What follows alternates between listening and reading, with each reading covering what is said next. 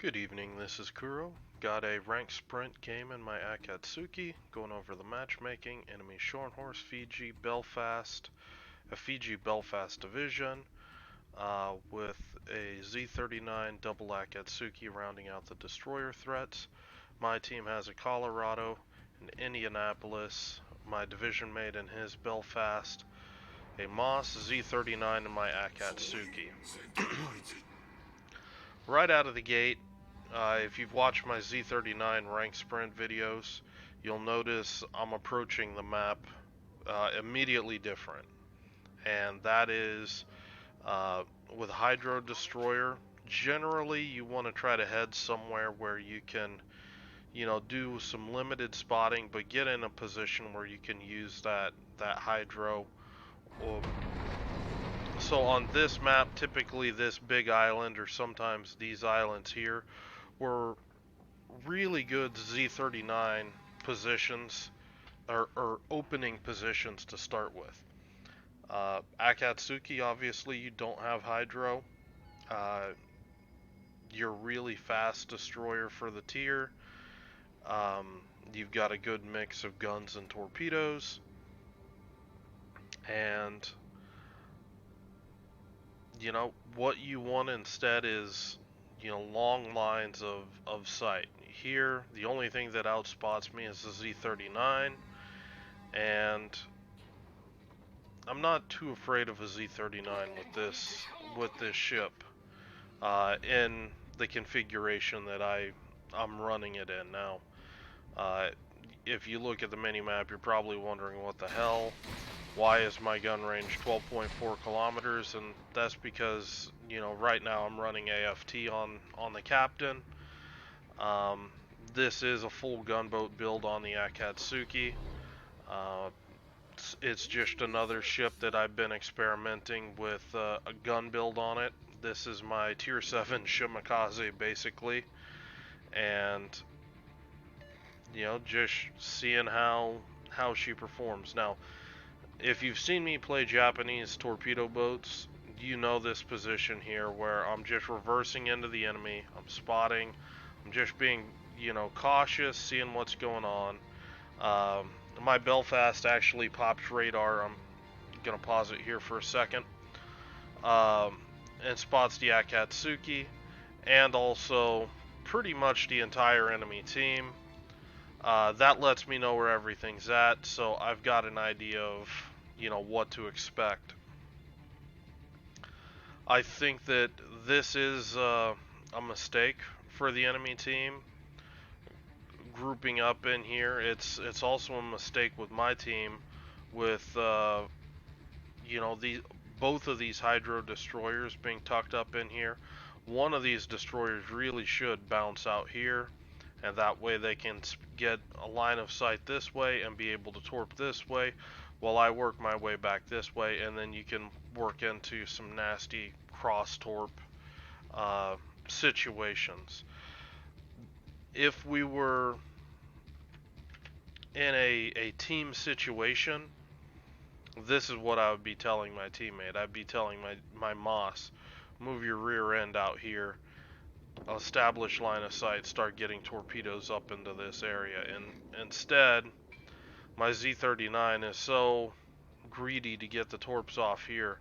I don't even think he popped Hydro. He pokes and he just gets erased by this Akatsuki up here. And I mean, that's just rank sprint for you. That a Hydro DD should never be getting torped right out of the gate. Now he does get lucky, and he's able to pick up this Scharnhorst, so at least he got something for it. But this early in the game, trading a destroyer, especially a Hydro Destroyer on this map for a battleship, in my opinion, it's a bad trade. Now the enemy team, they're really holed up hard here. They lost one of their only ships that was, trying to contest the middle of the map. Now, I'm going to pause it right here and talk about this new Epicenter mode. The new Epicenter mode has each ring will cap independently. You've heard me talk about cap control. You know, I guess you could call it ring control, where you're looking at getting a ship in each ring to deny the enemy the ability to capture the ring, or if they've captured it, to step on it and stop their points generation. Uh, right as this game progresses, it's going to you're going to see, you know, much better ring control by my team than the enemy team, and that's going to reflect in the points. Even though at, you know, here very shortly we're going to be down another ship, because this Moss has decided, instead of coming out here where it's safe, he's going to YOLO right in front of a Belfast, a Fiji, a Z-39, and try to torp him, and he just gets erased. So, good job, guys. Anyway, at this point, I know that I'm the only destroyer left. A lot of the spotting burden is going to start falling on me, and I need to start by clearing out this end of the map. I throw a couple torpedoes back down the island. Just maybe I hit something, maybe I don't. Maybe I push somebody into a shot or something. Just keeping up pressure on these ships back here. I don't want them to be too comfortable. My Belfast is in kind of a precarious situation. Fiji has torps. Belfast obviously doesn't. Now, right now he does have the Colorado pushing up there. Now, the issue with the Colorado is he's being chased by the Akatsuki and probably the Z-39, and that's going to end up in a situation where the eventually I'm gonna need to get down there and support my Colorado. So right here, just trying to get some vision. Unfortunately, those torpedoes didn't have range. It looked like there might have been a potential for hits.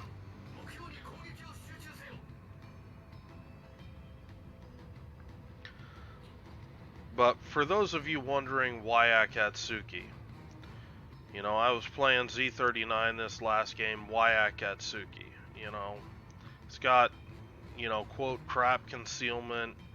It's a Japanese DD, and the situation is, I like this DD. I like to be able to kite.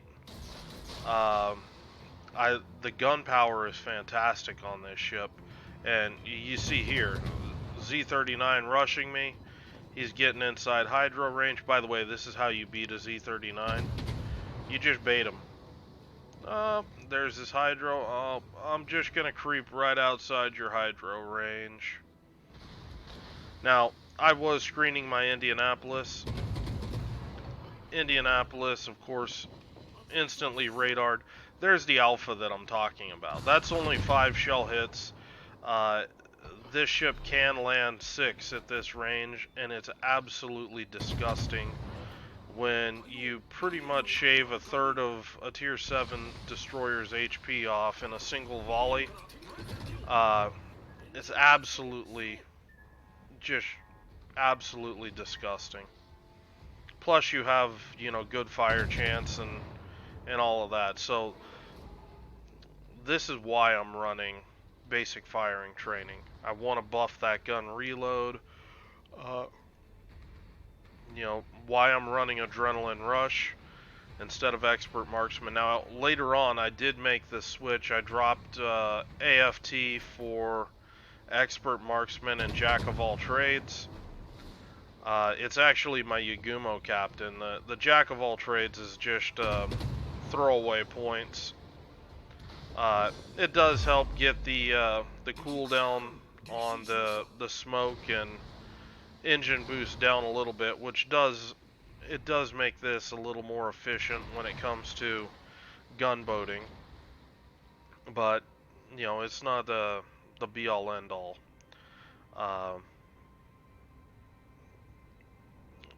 the build isn't something that I would recommend, obviously, for clan battles or something like that, because RPF is a team asset. But in this case, you know, I'm basically sailing around and using the agility of this ship to basically ninja through all of the enemy shell fire coming at me while I just hammer the enemy destroyers. And you know, this ship does a very good job at it.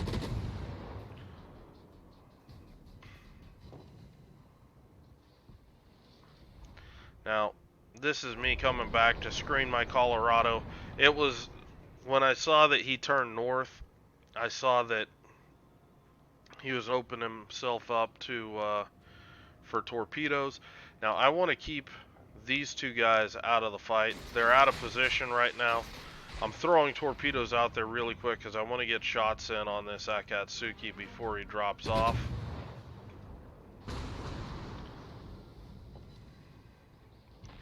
I get a little piece of him. Just going to pause it right here. Again, look at the ring control. My Indianapolis is holding the fort on the outside ring.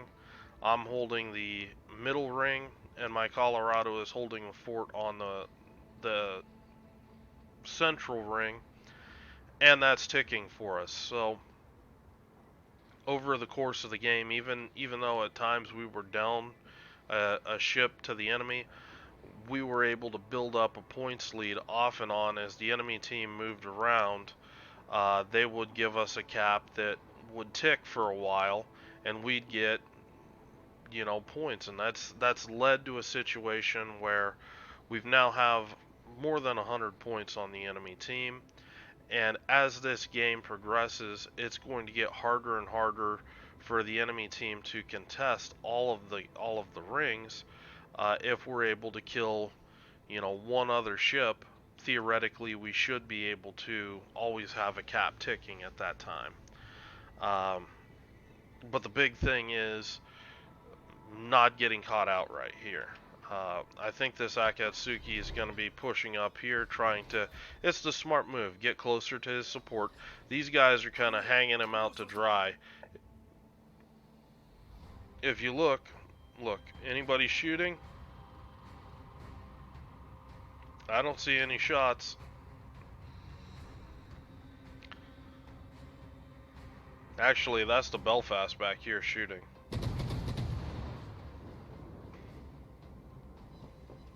But the issue is, I mean, back here behind this island, the Belfast can't help this Akatsuki.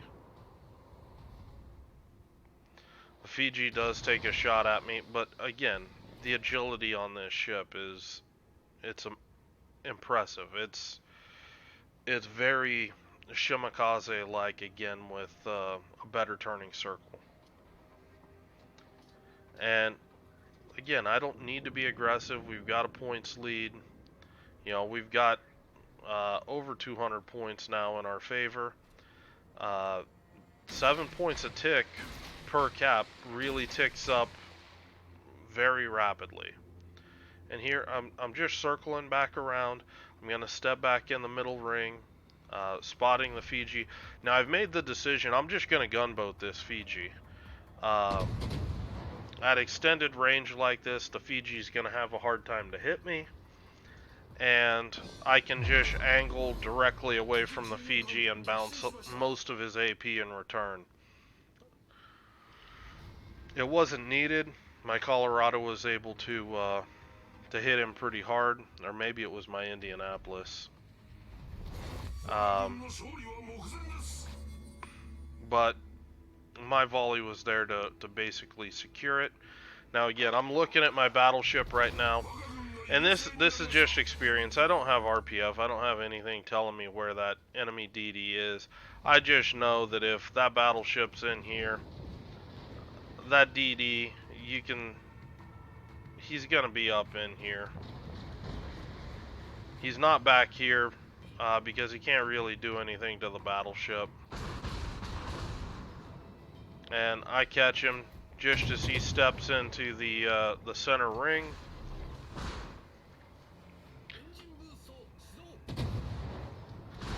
And I know I'm going to take a big hit from the Belfast here, but I wanted to really chunk down that Akatsuki, put some pressure on the on him.